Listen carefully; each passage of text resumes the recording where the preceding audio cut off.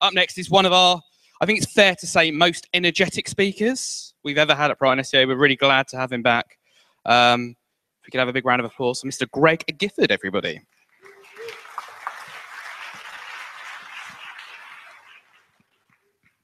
So I gotta say, I'm glad she went first and dropped all the F-bombs, because now I'm not gonna look so bad, because I'm the crass American that likes to say fuck a lot. So today, we're gonna talk about marketing to local businesses, and for those of you that haven't seen me in the past, I go really fucking fast. I've got 105 slides to get through in 20 minutes. So right there, bit.ly/beyond-local-SEO will give you all the slides. It's already up on SlideShare right now. So I run the SEO department for the 3rd largest website provider for new car dealerships in the States. We do SEO for car dealers all over the country and Canada. And I have a Wednesday video series called the Wednesday Workshop. So go to our blog right there, dealeron.com/blog. You can check those videos out. I'm super goofy, so most of them are really funny. And you can check them out and get lots of free, helpful information about marketing, SEO, PPC, all that sort of stuff. It is geared towards car dealers, but it does apply to all small businesses. And I'm also a firm believer in the fact that bullet points kill kittens. So this will be a bullet point free presentation. And you probably noticed there was a movie in there. For those of you that don't know, I was a film major in college, and every time I do a presentation, I have a movie theme. So last spring here, I did sci-fi movies. Last September, I did comedy movies. Today, we have car movies. And so I've got 88 car movie references in the background of all my slides today. And typically, I only go back 50 years, but this time I had to go back 54 years so that I could get every James Bond movie in. Now, you might think that I'm being a cheeky American and I'm trying to pander to a British audience, but I'm really obsessed with James Bond. I have a freaking tattoo of James Bond. Here, for all the people in the back, there you go. I've got Sean Connery tattooed on my arm. So I'm not fucking around when it comes to James Bond. So that's no pandering, that's really just my obsession. So, why the long face? Are you guys spending too much time looking up at competitors that rank higher than you in Google and get more visibility and more customers? Are you wondering, dude, where's my site? Why don't I show up? Are you barely hanging on to your visibility for dear life? Or maybe you're even getting murdered by your competitors. So today, I'm gonna give you a really quick peek under the hood of Google so you can understand how local SEO works. And then I'm gonna move on to some really special marketing tips for local marketing that are for your eyes only. That's all the laughter I get. Come on, that's like the best joke in the deck here, folks. Okay, so I'm gonna show you how to stand out and grab attention. And just like a fat guy in a little coat, I'm gonna squeeze in as much stuff as I can. And this tells me I have 17 minutes and 45 seconds left. So you're probably expecting me to talk about local SEO because that's what I always do and that's what I've done in the past. But today, I'm gonna talk about a little bit more. It takes more than SEO nowadays. You can't just do SEO anymore. There's so much more involved if you wanna reach a local audience. In the past, you could just have a website and you were fine. But now you can't just have a website anymore. You have to hit your audience in a lot of different ways if you want to be successful marketing to the people in that specific area. And it takes more than SEO to do that. So I'm going to talk about these things today. Now I'm going to start off, I'm going to speed through a couple of little local SEO tips, but then I'm going to move on to the other things. This isn't going as fast as it's supposed to be. So we're going to talk about some really badass tips on a bunch of quick little different subjects to try to pass off as much local marketing information to you guys as I can in the next few minutes. But for all the noobs in the room that don't understand, there are actually two kinds of SEO. We have traditional SEO, click, where you're optimizing signals both on a website and off a website so that you can influence the relevance of that site so that it's going to show up when people are searching queries. But the more complicated subset that not as many people know about over here yet is local SEO. And that's where you're still manipulating signals both on the site and off the site, but you're targeting a very specific geographic area. You don't want to show up nationally. You just want to show up in one small geo area. Now, golly, this is so behind. So the best way to explain how this works, and there's an article right there on Search Engine Land, bit.ly/local-SEO-pizza. Also, by the way, for those of you that write in all caps, you got to write those in lowercase because bit.ly links are case sensitive. So that's a post on Search Engine Land that I wrote about this, and this is a way that we explain how local SEO works to potential clients. So we'll sit them down and say, look, you're in your office right now. Go to Google and just type in 2 words, pizza delivery, and you're gonna get a list of pizza delivery spots that are right there next to your business. But then if you go home tonight and sit down at Google and type in the exact same search phrase, pizza delivery, you get a completely different set of results. And that's because Google knows where you're located by your IP address, and it's gonna serve up local results. Even though you didn't enter in a geo term, it knows you need pizza delivery from here. If I was typing this in my computer right now, it's not gonna show me something from London because I'm not gonna wait for somebody to come down in a car or on a train, right? So Google understands these things, and it's even worse on mobile. It's very tied to your specific location when you're doing searches on mobile. So for a lot of search queries, Google's gonna return local results even if you don't ask for them.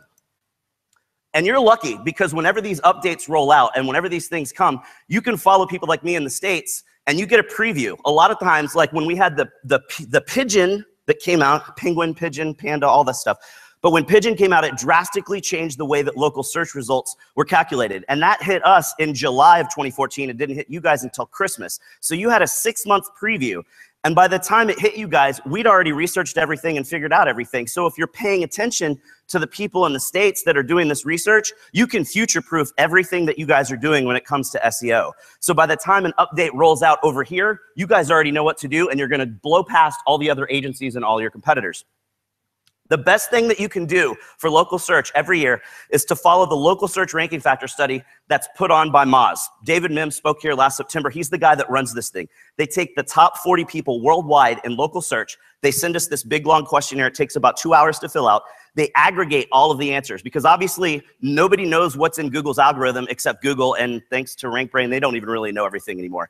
But those of us that do these things every day, you aggregate these answers and you get a nice chart that shows the factors that matter the most for getting sites to rank. So you get this nice chart like this.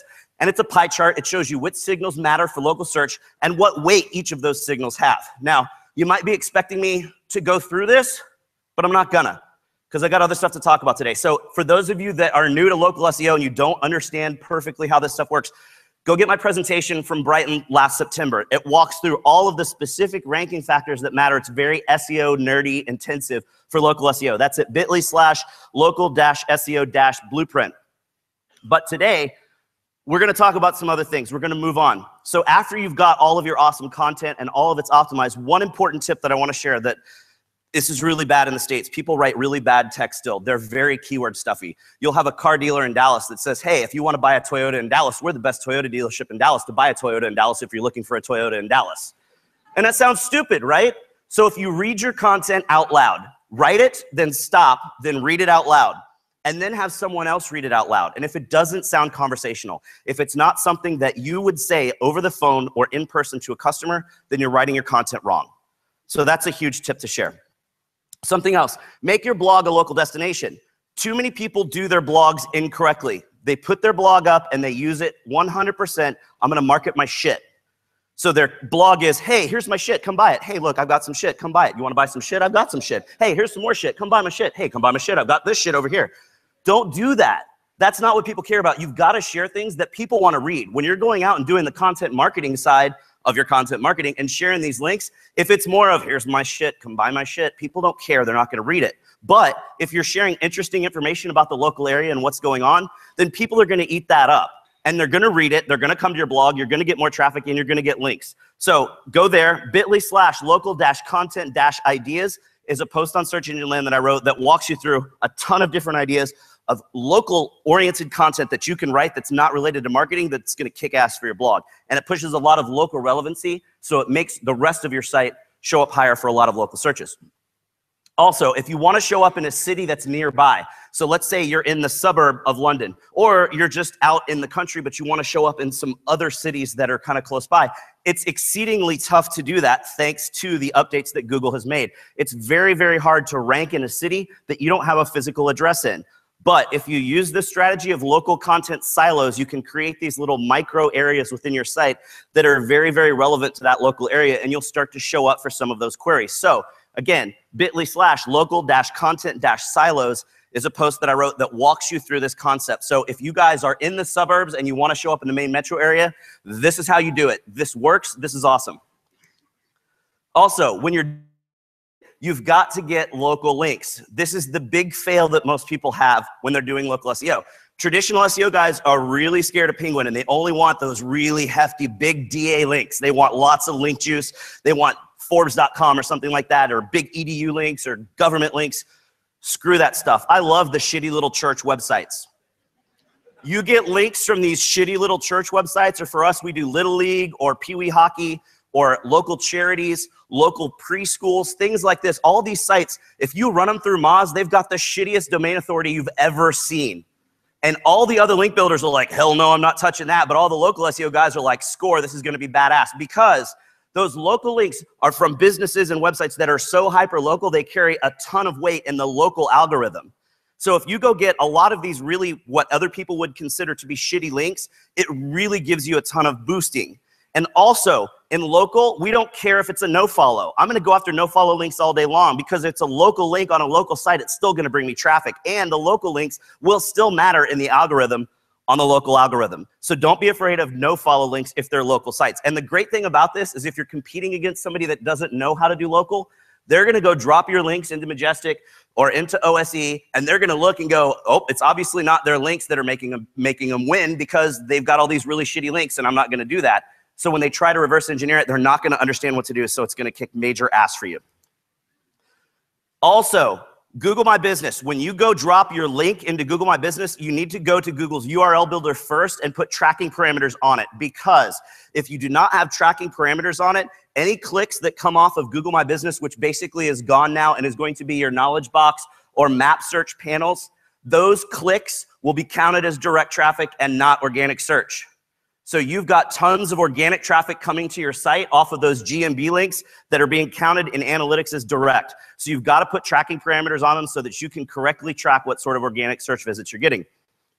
So really quickly, because I'm running out of time to catch up to the other stuff, if you're in a super competitive market, I'm going to run through the top 10 ranking factors for local that matter. I'm not going to explain these because you can dig into them later if you really need to, because I'm trying to squeeze in as much as I can. So competitive market, these are the things that matter the most to help a small or medium business rank in local searches. Number one, the consistency of your structured citations. That's your directory listings, name, address, phone number. They have to be consistent, have to match across the board. That's the number one most important thing. Number two, the domain authority of your website. Number three, the quality or authority of inbound links. Notice I did not mention number. It is not quantity. It is quality or authority. So quality being good, authority meaning from an authoritative source or from a local source. Also, the quality authority of structured citations. So structured citations are directory listings, so the authority of the sites that those are on. Then, the proper category associations in Google My Business. With the Google My Business update that rolled out about a year ago, Google now said, do not fill up your categories with everything that you can. If you are a restaurant, but you're a Thai restaurant, you don't want to say, I am a restaurant for category 1 and a Thai restaurant for category 2. If you're a bankruptcy attorney, you don't want to say attorney and bankruptcy attorney. If you're a car dealer, you don't want to say Toyota dealer and car dealer. You need to pick whatever the most specific category is, and that's all you should pick. So make sure you're picking the right categories. Physical address and city of search. Like I mentioned, you have to be in the city to show up for the search. You can't really influence that. You just got to have a business there. Also, the number of reviews that you have on Google are a very important factor. That's very easy to manipulate. Go ask for reviews, get more reviews. The quality and authority of inbound links, not to the site, but to the landing page that you're linking to off of Google My Business.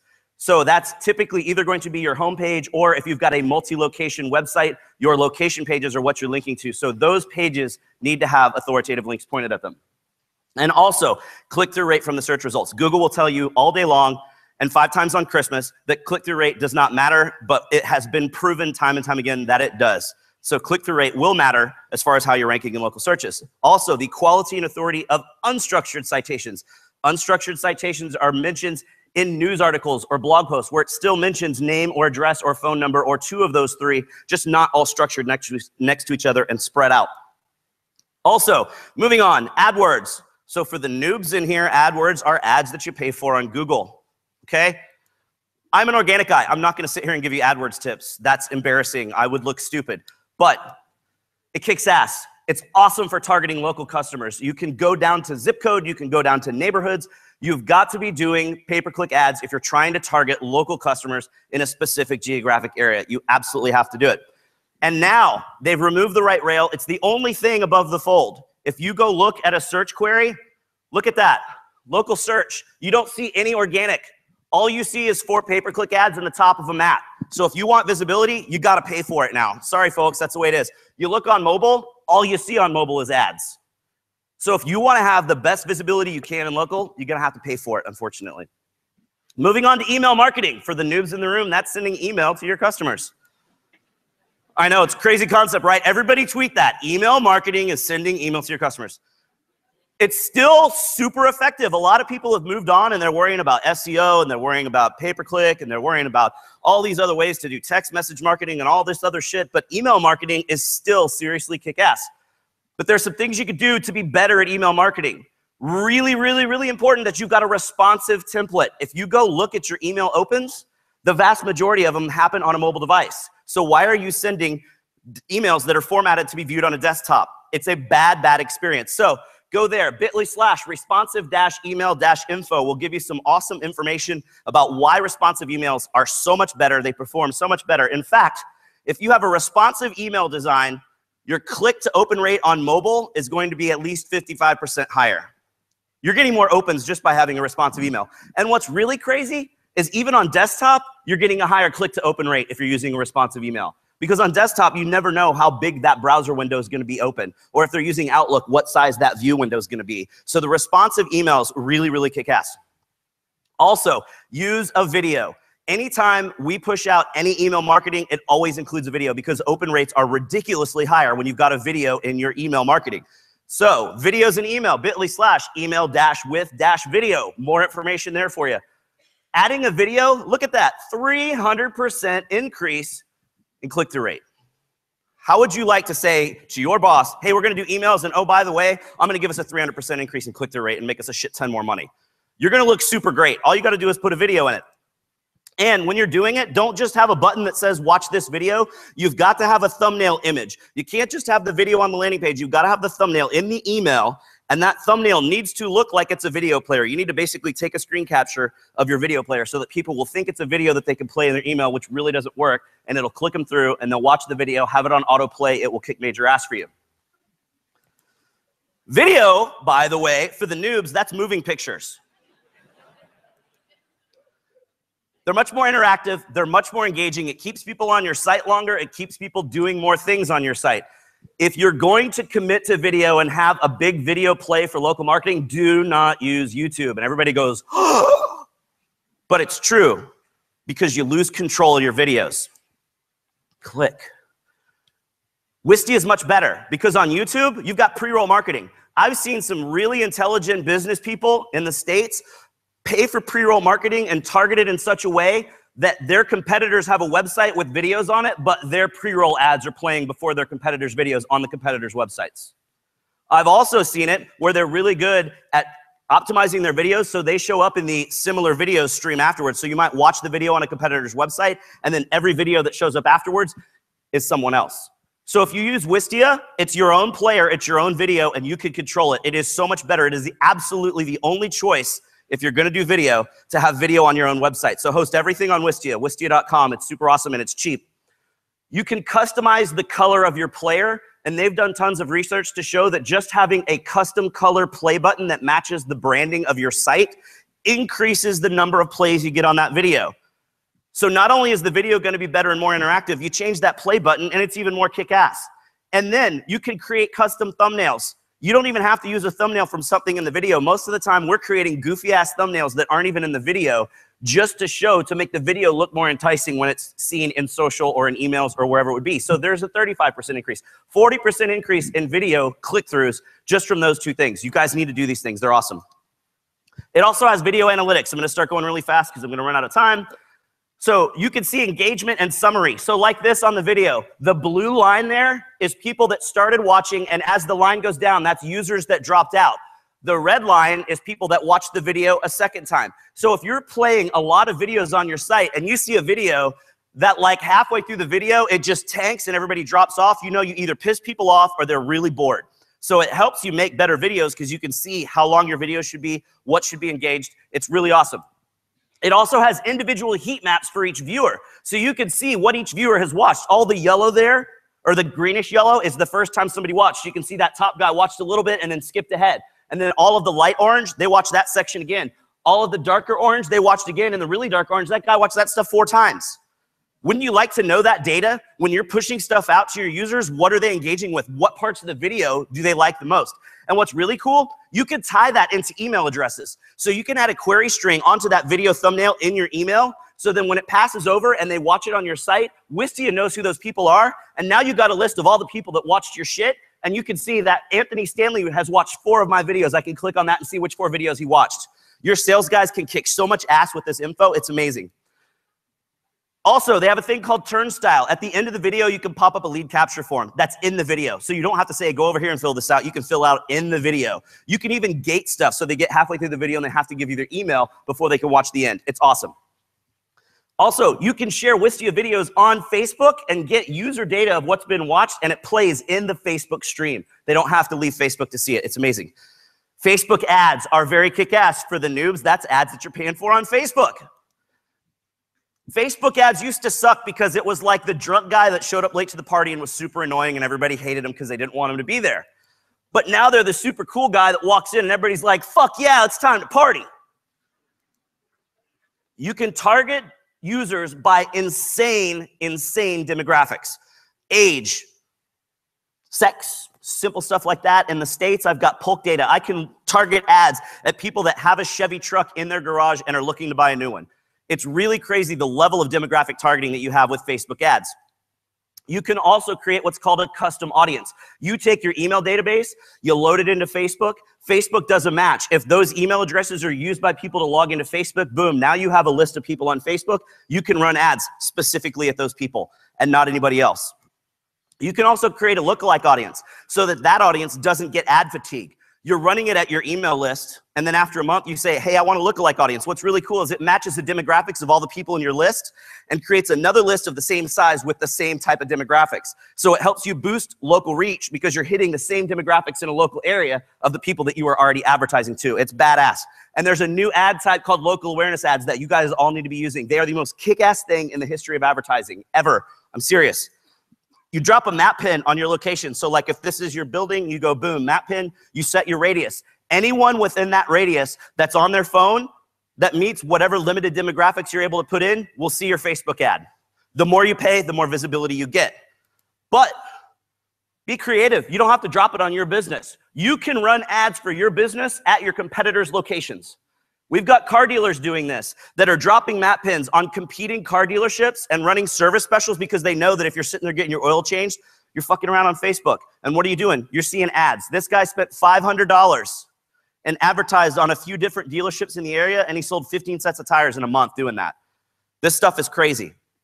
You can drop it on other locations too, like sports events, big rugby game.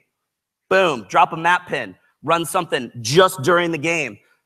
Throw a couple 100 pounds at it, and like half the people in the stadium are going to see that ad. Super cheap, super badass. We ran a local awareness ad lately. It was like 2 weeks ago at this really big conference. Had 35,000 people at the conference. Targeted a 1-mile radius around the conference center. That was our ad. Hey, we know you're here. Does your vendor like to target? Does your vendor target let you do things like this? And the guy's like, oh, what the fuck? Right? We're like, hey, we're not really doing this because we're trying to sell shit. We're just trying to like have a cool like vibe and let people see it, right? And then it says, come see us at the booth, ask for the beard or the hair. That's one of the things we do in the videos that work. Like I'm the beard, obviously, and the other guy has crazy hair, so it's the beard and the hair. Look at that.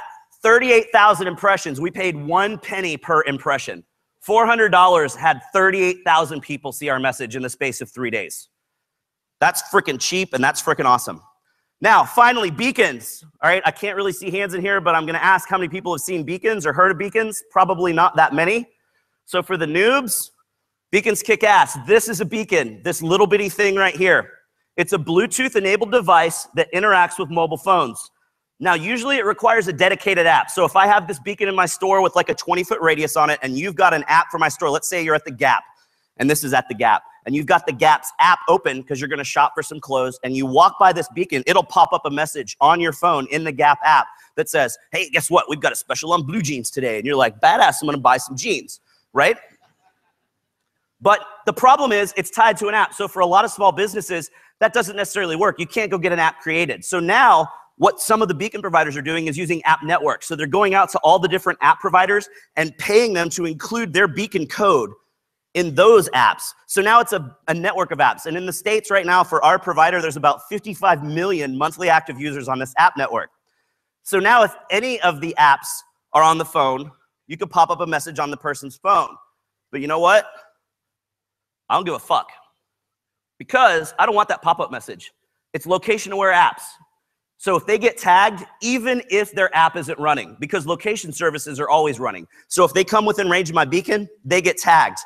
And then I can connect that directly to Facebook's API through the background. I can't download any information because it's all privacy concerns. But what it allows me to do, instead of running retargeting at people that were on my website, I'm running retargeting at people that were actually at my location. It's absolutely mind-blowing the stuff you can do. So we got early access. This isn't released until next month, but we got early access to run some tests with some of our dealerships. This was the first ad we ran. So we were running this beacon in a store. We were capturing anywhere from 125 to 150 people a week.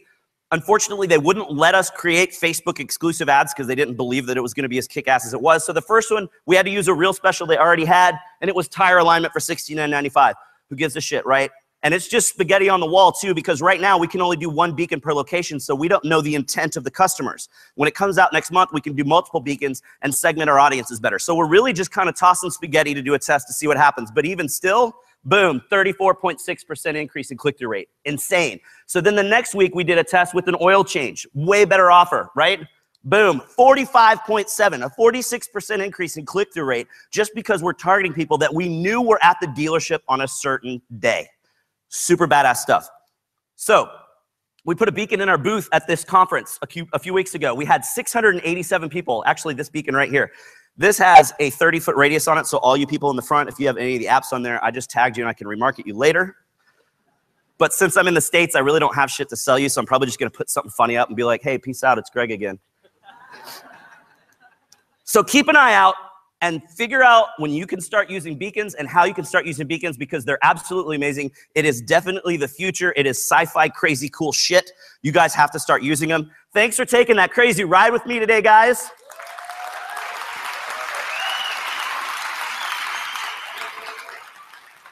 I cut like 2 minutes over into your break. I'm sorry, but hopefully you can use those tips to win the race for local marketing. There's my contact info. Follow me on Twitter. I live tweet all the conferences, as you've probably already noticed. And if you download the deck and you're curious, I do have a list of all the movies in chronological order at the end. Thank you very much, Greg.